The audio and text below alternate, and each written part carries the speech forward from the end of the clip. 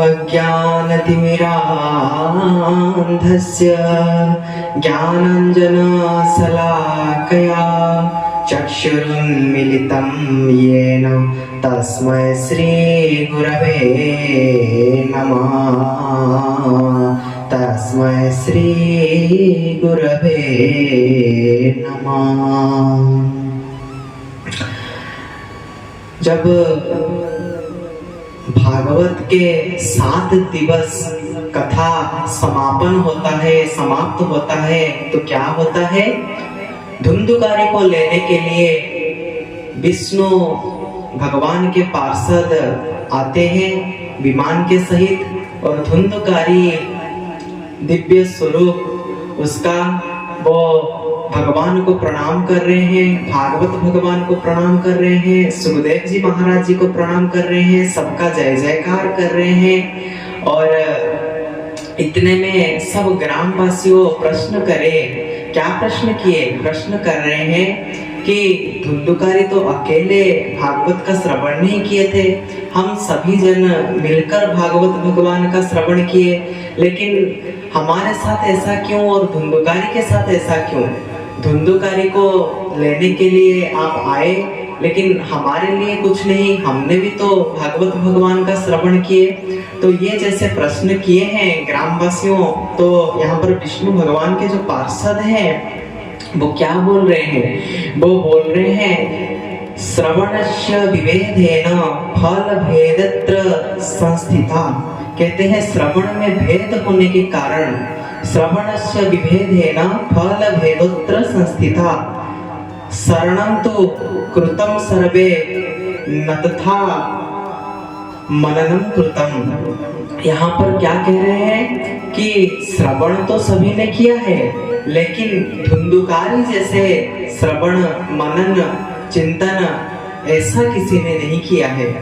धुंधुकारी अनाहार रह करके 7 दिवस भागवत भगवान को अच्छे से श्रवण किए हैं, मनन किए हैं, चिंतन किए हैं और बुद्धि में बैठाए हैं, और भगवान के निरंतर चिंतन करने के कारण अनाहार रह करके 7 दिवस तक कुछ आहार ग्रहण ना करके उन्होंने मनन किया है, चिंतन किया है। उसके फलस्वरूप हम आज धुंधुकारी को लेने के लिए आए हैं। तो अगर आप में से कोई ऐसा भगवत भगवान का श्रवण करे तो उसके लिए भी भगवान के पार्षद आएंगे, उनको लेने के लिए विमान आएगा। तो धुंधुकारी जैसा किसी ने श्रवण नहीं किया। तो जैसे ये बात बोले तो ग्रामवासियों ने क्या बोला? ग्रामवासियों ने बोला कि पुनः भागवत भगवान का आयोजन किया जाए। अब की बार हम सब मिलकर भागवत भगवान का अच्छे से श्रवण करेंगे और एक जगह पर बैठकर अनाहार रहकर एक समय प्रसाद ग्रहण कर या अथवा अनाहार रहकर हम मन योग पूर्वक भागवत भगवान का श्रवण करेंगे, चिंतन करेंगे। तो फिर पुनः वक्ता कौन बनेंगे? फिर वक्ता के रूप में वही गोकर्ण जी वक्ता बनेंगे और हम सब श्रोता बनेंगे। लेकिन अब की बार हमसे कोई भूल चूक नहीं होगा, हम भगवान का मनन करते हुए श्रद्धायुक्त होकर के भागवत भगवान का श्रवण करेंगे।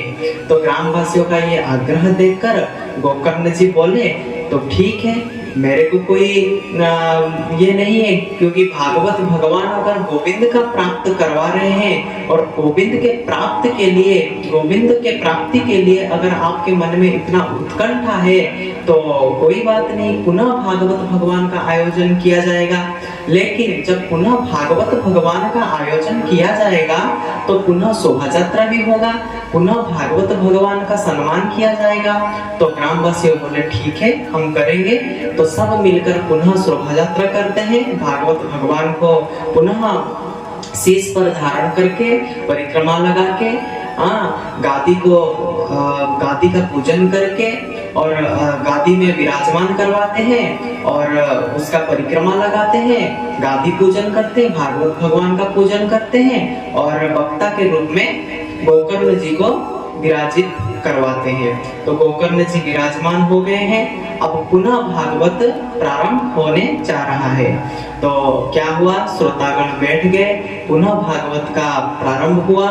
गोकर्ण जी भागवत का वक्ता है, भागवत वाचन किए, और जो श्रोतागण थे, अब की बार केवल ग्रामवासी नहीं, जो कुत्ते, बिल्ली, गधे, जो भी गांव के जितने जीव जंतु थे, वो भी भागवत भगवान को श्रवण करने के लिए एकत्रित हो गए। सब मिलकर भागवत भगवान का श्रवण किए। सब मिलकर जैसे भागवत भगवान का श्रवण करते हैं, मनन करते हैं, अनाहार रह करके भगवान का चिंतन करते हुए भागवत भगवान का श्रवण कर रहे हैं। तो इतने में क्या होता है, जैसे 7 दिवसीय कथा का समापन होता है, समाप्त होता है, तो क्या होता है, देखते हैं बहुत सारे विमान एकत्रित होकर के विष्णु पार्षदों के सहित आ रहे हैं। तो ये देख करके ग्रामवासियों बड़ा उल्लसित हो गए, हर्षित हो गए, और देवता फूल बरसा रहे हैं। और ग्रामवासियों देखते ही देखते जितने भी श्रोता श्रद्धा पूर्वक सुन रहे थे, श्रवण कर रहे थे, सबको विष्णु पार्षदों ने विमान पर विराजमान करवा के गले में फूल माला डाल करके उनको ले जा रहे हैं। तो इतने में क्या हुआ, इतने में गोकर्ण जी बैठे हुए हैं। गोकर्ण जी बोले कि क्या हुआ, देखो अगर कोई वक्ता वाचन कर रहे हैं और वाचन के समाप्ति में देख रहे हैं कि श्रोतागण है नहीं, एक से एक चले गए हैं, तो वो क्या करें, क्योंकि वो भागवत सुना रहे हैं, तो कुछ दक्षिणा भी चाहिए। तो फिर इतने में कोई दक्षिणा नहीं दिए, सब चले गए। तो गोकर्ण जी क्या पूछते हैं, विष्णु पार्षदों को बुला करके पूछते हैं कि भागवत भगवान केवल श्रोताओं के ऊपर कृपा करते हैं, जो भागवत का श्रवण करते हैं उनके ऊपर ही कृपा करते हैं, क्या वक्ता के ऊपर कृपा नहीं करते? तो यहाँ पर पार्षद लोग क्या बोल रहे हैं, बोल रहे हैं देखिए भागवत भगवान वक्ता के ऊपर तो विशेष कृपा करते हैं, तभी तो आपको लेने के लिए साक्षात श्री हरि गरुड़ के पुष्ट भाग पर विराजित होकर के आपको लेने के लिए आ रहे हैं, आपको लेने के लिए आ रहे हैं। तो ये सुनते ही क्या हुआ, यह सुनते ही गोकर्ण जी स्थिर हो गए, स्थाणु हो गए, मूर्तिमान होकर के बैठ गए और विचार कर रहे हैं ये क्या हो गया कि साक्षात भगवान मुझे लेने के लिए आ रहे हैं। तो क्या होता है, तो देखते ही देखते भगवान गरुड़ के पृष्ठ भाग पर बैठ करके आकर के गोकर्ण जी के सन्मुख विराजित हो गए और गोकर्ण जी को क्या कह रहे हैं कि वश्य अब चलो। तो ये बात सुन करके गोकर्ण जी बड़ा उल्लासित हुए, बड़ा प्रसन्न हुए और बोल रहे हैं, पूछ रहे हैं कि प्रभु आप आ गए हैं, अब मैं क्या करूं, अब मैं भागवत तो समापन कर चुका हूं और सारे श्रोतागण तो है नहीं, कोई एक दक्षिणा भी नहीं दिया। तो यहाँ पर भगवान बोल रहे हैं तुम्हारे दक्षिणा के स्वरूप मैं यहाँ पर तुम्हें लेने के लिए उपस्थित हूँ।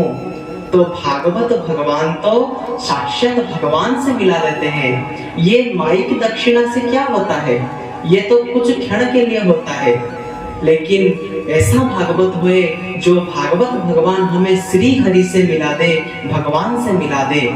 तो ये ऐसा भागवत वाचन किए हैं गोकर्ण जी, जो गोकर्ण जी को लेने के लिए साक्षात भगवान आए हैं और आकर के क्या करते हैं, देखते ही देखते गोकर्ण जी को अपने जैसे माँ एक बच्चे को अपने गोदी में उठा लेती है, वैसे देखते ही देखते भगवान क्या करते हैं, गोकर्ण जी को उठाकर अपने जो गरुड़ पर भगवान विराजमान है, गरुड़ के पीछे, गरुड़ के पृष्ठभाग पर गोकर्ण जी को विराजित करवा देते हैं और बोलते हैं चलो अब अपने घर लौट चलो। तो यहाँ पर सब देवता लोग, देवी देवता, गंधर्व सब नृत्य कर रहे हैं, आसमान से फूलों की बारिश हो रहे हैं। गोकर्ण जी भगवान के पीछे बैठकर, भगवान के सहित बैठकर वैकुंठ धाम को जा रहे हैं। ये भागवत भगवान का महिमा है। तो यहाँ पर क्या हो रहा है, यहाँ पर सब नृत्य कर रहे हैं, क्या कह रहे हैं, श्री हरि श्री हरि श्री हरि श्री हरि श्री हरि श्री हरि श्रीमन्नारायण नारायण नारायण भजमन नारायण नारायण नारायण श्रीमन्नारायण नारायण नारायण भजमन नारायण नारायण नारायण श्रीमन्नारायण नारायण नारायण। बोलिए श्रीमद् भागवत भगवान की जय। बोलिए सच्चिदानंद भगवान की जय। जय जय श्री राधे जय जय श्री राधे जय जय श्री राधे श्याम।